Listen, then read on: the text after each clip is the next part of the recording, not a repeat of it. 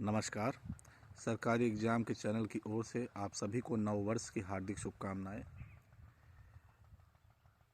2 जनवरी को UP triple SC में कई अभ्यर्थी गए थे ग्राम पंचायत अधिकारी के डीवी शेड्यूल को जारी कराने हेतु। जहां तक उड़ती उड़ती खबरें हैं और कुछ लोगों से बातचीत करने के दौरान ये मालूम चला है कि डीवी का जो शेड्यूल है वह आपको इस हफ्ते या 15 जनवरी से पहले आप सभी के पास नोटिस के रूप में पहुंच जाएगा आयोग की वेबसाइट पे। और यह एक अच्छी खबर है, कम से कम डीवी शेड्यूल आने वाला है और देर हो रही है, इसमें कोई भी दो राय नहीं है कि बहुत देर हो रही है।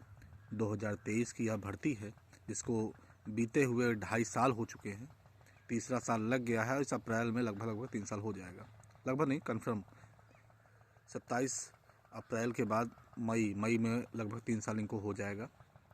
3 साल हो चुका है लेकिन अभी डीवी शेड्यूल जारी नहीं हुआ है और डीवी शेड्यूल जारी होने के बाद अभी फाइनल रिजल्ट आएगा।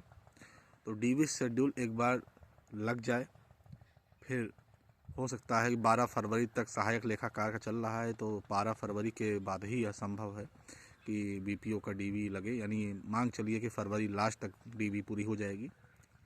और एक ऑनलाइन डीवी सुनने में आ रहा है कि शायद कोई सिस्टम ही लाने वाले हैं जिसमें कि वो एजीटीए और जूनियर असिस्टेंट जो पद हैं उनको उस पर वो रखेंगे, क्योंकि उसमें काफ़ी ज़्यादा अभ्यर्थी हैं। इसमें तो कोई दो राय नहीं है। 25,000 तक लगभग एजीटीए में है, 30-40 हज़ार 50,000 लगभग आपके कनिष्ठ सहायक वाले पद पे हैं। और फिर ये कनिष्ठ सहायक का पेपर लगा हुआ है, उनकी भी डीवी को करानी होगी, टाइपिंग करानी होगी, काफ़ी इनके पास भीड़ है। तो यह एक अच्छा उपाय है। पहली बात तो डॉक्यूमेंट वेरिफिकेशन जैसा चरण ही हटा देना चाहिए मेरी तरफ से। आपने एग्ज़ाम कराया, टाइपिंग करा ली, टाइपिंग कराने के बाद आप सीधे फाइनल रिजल्ट जारी करिए, क्योंकि डीवी कराने से कोई भी मुझे उचित लाभ नहीं मेरे दृष्टिकोण से नहीं दिख रहा है। क्योंकि डॉक्यूमेंट वेरिफिकेशन आप कराते हो, उसमें सारे बच्चे डॉक्यूमेंट वेरिफिकेशन करा के चले आते हैं, फिर उसके बाद भी कई लोग जाके वहाँ पे सिलेक्शन नहीं लेते हैं, जैसा कि पूर्व में लेखपाल की भर्ती में देखा गया है। लेखपाल की भर्ती में 8,085 पद थे, जिसमें से लगभग 1900 पद खाली रह गए। लोगों ने डॉक्यूमेंट वेरिफिकेशन कराया, सिलेक्शन लिया, फिर उसके बाद अंतिम जब चयन हो गया तो उसके बाद वो ज्वाइनिंग करने नहीं गए। तो मुझे ये डॉक्यूमेंट वेरिफिकेशन का जो उद्देश्य है आयोग का, सरकार का, प्रशासन का, यह मुझे कहीं से भी उचित नहीं दिख रहा है। मेरा तो पुरजोर समर्थन है कि इस डॉक्यूमेंट वेरिफिकेशन का चरण को ही हटा देना चाहिए। यह केवल भर्ती को लेट लतीफ़ी करते हैं और कुछ नहीं करते हैं, क्योंकि फाइनल सिलेक्शन होने के बाद भी आपका डॉक्यूमेंट वेरिफिकेशन होता है एक बार, जो अंतिम रूप से सही तरीके से उसका पूरा विश्लेषण किया जाता है। इनका उद्देश्य बस यही था कि डॉक्यूमेंट वेरिफिकेशन कराने से कुछ लोग आएंगे, कुछ लोग नहीं आएंगे, भर्तियां जो हैं वो सही से जो ज्वाइन करना चाहते हैं वो लोग करेंगे। लेकिन अभ्यर्थियों में एक साइकोलॉजिकली बात चलती है कि हम ज़रूर जाएंगे, भले हमारा किसी में हुआ, बाद में सोचा जाएगा कि किस में लेना है, किस में नहीं लेना है। लोग मतलब स्वार्थ तरीके से इसको कहेंगे। अब लेखपाल में जो सिलेक्टेड हैं वो ग्राम पंचायत अधिकारी के पद पे जो अच्छे नंबर प्राप्त करता है, जो डॉक्यूमेंट वेरिफिकेशन कराएंगे, लेकिन वो बाद में उसके बाद वो निर्णय लेते हैं कि उनको लेखपाल की ही भर्ती में अपना नौकरी जारी रखना चाहिए या ग्राम पंचायत अधिकारी के पद पे आ जाना चाहिए। तब वो लोगों से पूछना, विचार मंथन, विश्लेषण करना चालू करते हैं। वो दूसरों का हित क्यों सोचेंगे? बात सही भी है, क्यों सोचेंगे भाई? आप उनके सगे हो।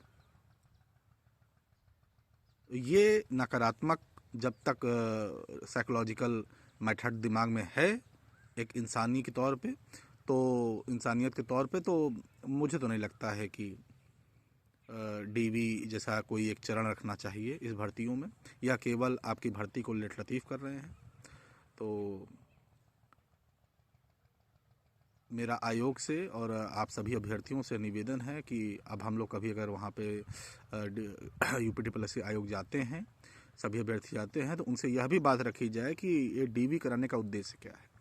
अगर नहीं उद्देश्य पूरा हो रहा है तो किसी अकारण किसी उद्देश्य रहित काम को नहीं करना चाहिए। उससे केवल कार्य पीछे जाता है, कार्य पीछे जाएगा तो समाज पीछे जाता है।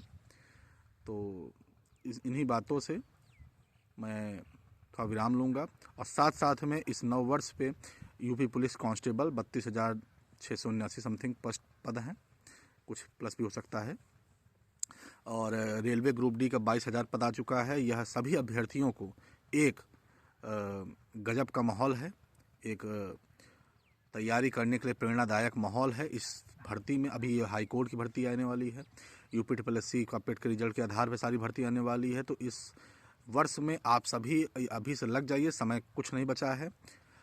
फरवरी मार्च कंटिन्यू पेपर लगे हुए हैं, किसी भी भर्ती में आपको निकालना है तो निकालना है, लग जाइए, पीछे मत देखिए और अपना समय यह साल अपने ऊपर दे दीजिए। अगले साल से आपको सब समय देने के लिए तैयार हो जाएंगे।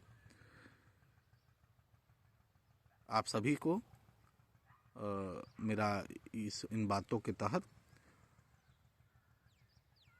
अब मैं अपनी बात को विराम देता हूं और आप सभी को बधाई देता हूं कि जो DB शेड्यूल में आने वाले हैं, जो DB रिजल्ट में आ चुके हैं UPSSC VPO में, और वह सभी अपना प्रपत्र बनवा लें। और चाहे EWS सर्टिफिकेट हो, EWS सर्टिफिकेट में ये जानिए कि 2023 में यह जून की भर्ती है, मई जून की। तो अप्रैल के बाद यानी 23-24 वित्तीय वर्ष यानी 1 अप्रैल 2023 से 1 अप्रैल 31 मार्च 2024 के मध्य में आपका EWS सर्टिफिकेट बना रहना चाहिए। और उसी में भी साथ साथ में मैंने शायद गलत सूचना दे दी, 1 अप्रैल 2023 से 12 जून 2023 के मध्य में बना होना चाहिए। उसके 12 जून के बाद का नहीं, 12 जून के बाद का है तो आपका वो EWS सर्टिफिकेट नहीं माना जाएगा। क्योंकि मैं EWS अभ्यर्थी हूँ इसलिए मैं आपको ये सूचना दे पा रहा हूँ।